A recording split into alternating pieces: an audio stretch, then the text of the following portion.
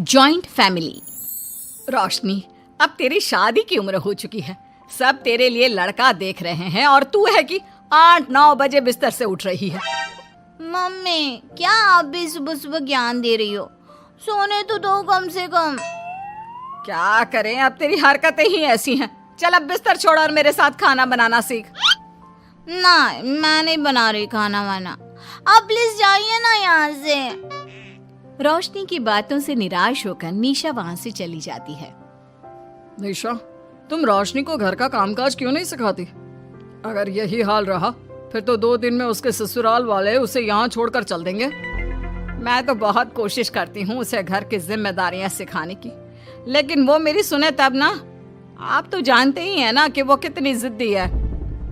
हमें निशा के लिए एक ऐसा लड़का ढूंढना होगा जिसका भरा पूरा परिवार हो, सास ससुर से लेकर जेठ जेठानी देवर ननद सब हो। यहाँ ना सही, लेकिन शादी के बाद उसे वहाँ अपनी जिम्मेदारियों का एहसास जरूर होगा।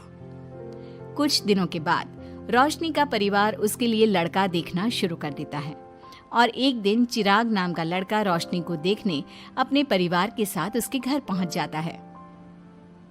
देखिए भाई साहब, मैं पहले ही आपको बता देती हूँ, हमारा परिवार बहुत बड़ा है, इसलिए अगर आपकी लड़की हमारे घर की जिम्मेदारियाँ बिना नान नुकुर के उठा सकती है तभी हम ये रिश्ता पक्का करेंगे।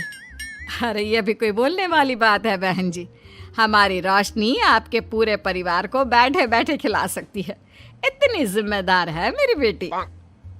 अगर ऐसी बात है फिर तो हमें इस रिश्ते से कोई आपत्ति नहीं है। तो फिर चट मंगनी पट ब्याह के बारे में क्या ख्याल है? हाँ बिल्कुल, शादी में देर किस बात की, 3 हफ्ते बाद ही शादी का शुभ योग है। अगर आपको कोई दिक्कत ना हो तो हम इनकी शादी भी 3 हफ्ते बाद ही करा देते हैं। अरे हमें इसमें कोई परेशानी नहीं है। इस तरह दोनों परिवारों में शादी की तैयारियां शुरू हो जाती है और कुछ ही दिनों बाद रोशनी की शादी चिराग से करा दी जाती है। शादी के बाद, बहू इनसे मिलो, ये है तुम्हारी दादी सास, ये बड़ी सास और बड़े ससुर, ये तुम्हारे जेठ, ये जेठानी, ये दोनों तुम्हारे देवर और ये इस परिवार की सबसे छोटी बेटी सिमरन, यानी कि तुम्हारी ननद है। परिवार में इतने सारे लोगों को देखकर रोशनी का सर चकरा जाता है। वो अपना सर पकड़ लेती है और मन ही मन सोचने लगती है, हे भगवान, ये किस जन्म का बदला लिया है आपने मुझसे? मैंने क्या बिगाड़ा था आपका जो आपने मुझे ऐसा परिवार दिया? बेटा, किस सोच में पड़ गई तुम? और कितने लोग हैं आपके परिवार में? बस हम इतने ही लोग हैं बेटा, ज्यादा लंबा परिवार नहीं है हमारा। अब इससे लंबा और कितना बड़ा परिवार होगा आपका? ये ससुराल कम चिड़ियाघर ज्यादा लग रहा है। कुछ कहा क्या तुमने बेटा? नहीं मम्मी जी, वो मैं बहुत थक गई हूँ, तो क्या अब मैं सोने जा सकती हूँ?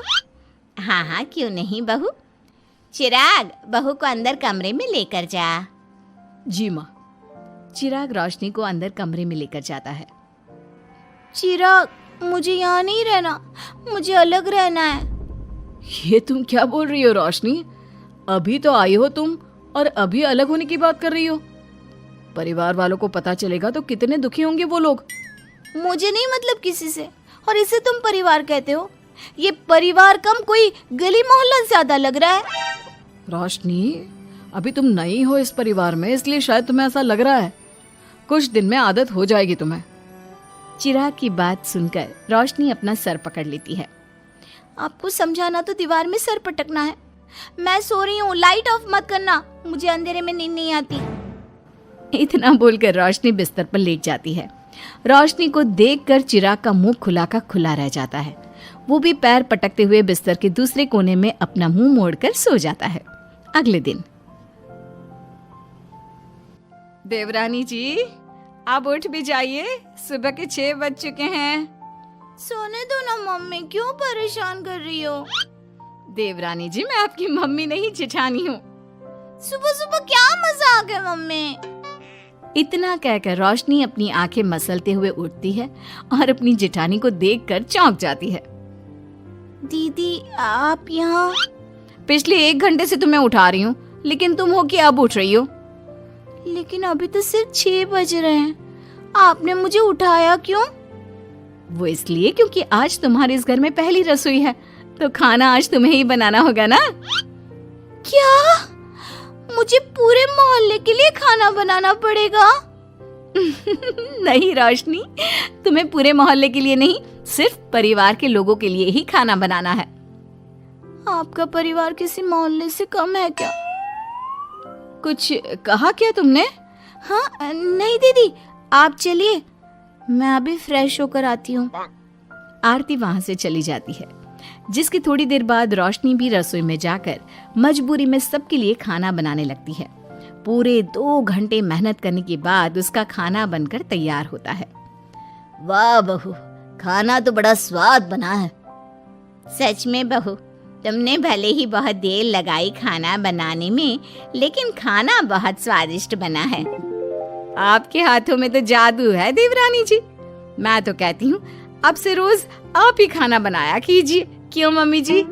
हाँ हाँ बेटा, बिल्कुल ठीक कहा तुमने। रोशनी, आज से रोज तुम ही खाना बनाना। ये सुनकर रोशनी चौंक जाती है।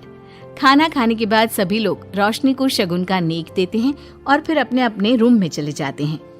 क्या यार रोशनी, इतना टेस्टी खाना बनाना जरूरी था क्या? अब फंस गई ना तू। ये सब माँ पापा की वजह से हो रहा है, उनके कारण मुझे ये सब झेलना पड़ रहा है। रोशनी गुस्से में अपने रूम में जाती है और अपनी माँ को फोन मिलाती है। मम्मी, मैं आपको कभी माफ नहीं करूंगी। आपने जानबूझकर मुझे इतने बड़े परिवार में भेजा है, जहाँ मुझे सांस लेने की भी फुर्सत नहीं है। हमने ये सब इसलिए किया ताकि तू अपनी जिम्मेदारियां निभाना सीखे।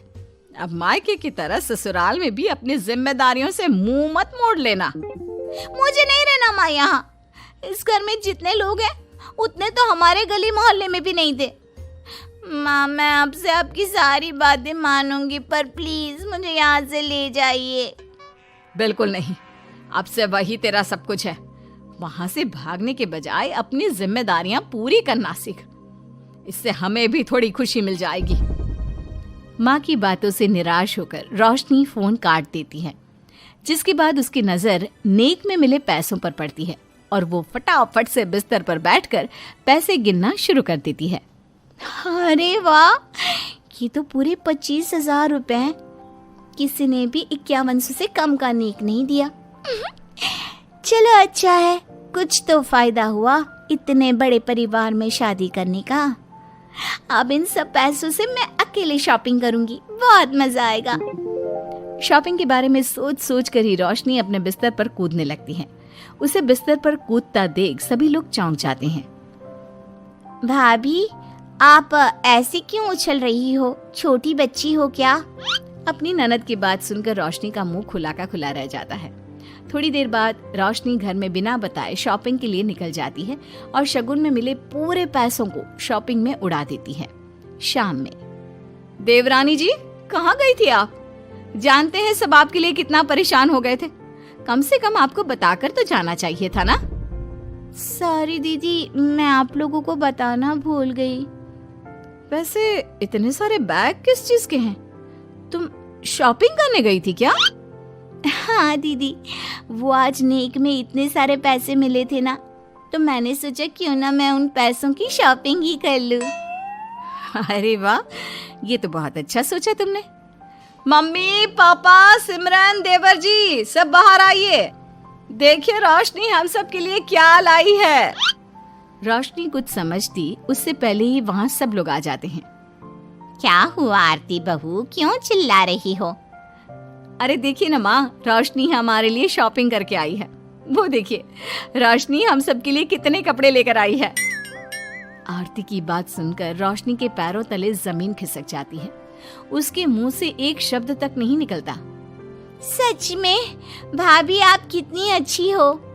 बेटा, हम सबके लिए तुझे खरीदारी करने की क्या जरूरत थी? अभी तेरी नई नई शादी हुई है, तुझे अपने लिए लेना चाहिए था ना। एक काम कर, ये सारे कपड़े तू ही रख ले, किसी को कुछ देने की जरूरत नहीं है। चलो, कोई तो समझदार है इस घर में। वाह भाभी, कितनी सुंदर ड्रेस है। ये शॉर्ट ड्रेस मुझे पता है आप मेरे लिए ही लाए होंगे, है ना? इसे मैं रख लेती हूँ। माँ, रोशनी इतने प्यार से सबके लिए कपड़े लेकर आई है, हमें मना नहीं करना चाहिए। तू सही बोल रही है बेटा, उसका मन रखने के लिए मैं ले लेती हूँ 1-2 साड़ियाँ। रोशनी झूठी मुस्कान लिए खड़े होकर सब देखती रहती है। देखते ही देखते उसके लाए सारे कपड़े घर वाले आपस में बांट लेते हैं और अब सिर्फ एक रुमाल को छोड़कर उसके पास कुछ नहीं बचता। अब ये रुमाल भी क्यों छोड़ा, इसे भी ले ही लेते। इतने में ही सिमरन रोशनी को आवाज देती है। भाभी, वो गलती से रुमाल रह गया है, क्या वो मुझे मिल सकता है? रोशनी वो रुमाल भी सिमरन को दे देती है। इतनी मेहनत से मैंने ये सब कुछ लिया था, लेकिन इन लोगों से मेरी खुशी बर्दाश्त नहीं हुई, कुछ भी नहीं छोड़ा। थोड़ी देर बाद रोशनी का पति भी वहां आ जाता है। मैंने सुना है आज तुमने सभी के लिए खरीदारी की है, तुम मेरे लिए कुछ लेकर नहीं आई? बस फिर क्या था, इतना सुनते ही रोशनी का पारा हाई हो जाता है और वो चिराग को घूरने लगती है, जिससे चिराग डर के मारे वहां से खिसक जाता है। हाय रे, फूटी किस्मत मेरी, जो ये जॉइंट फैमिली मेरे मत्थे चढ़ी।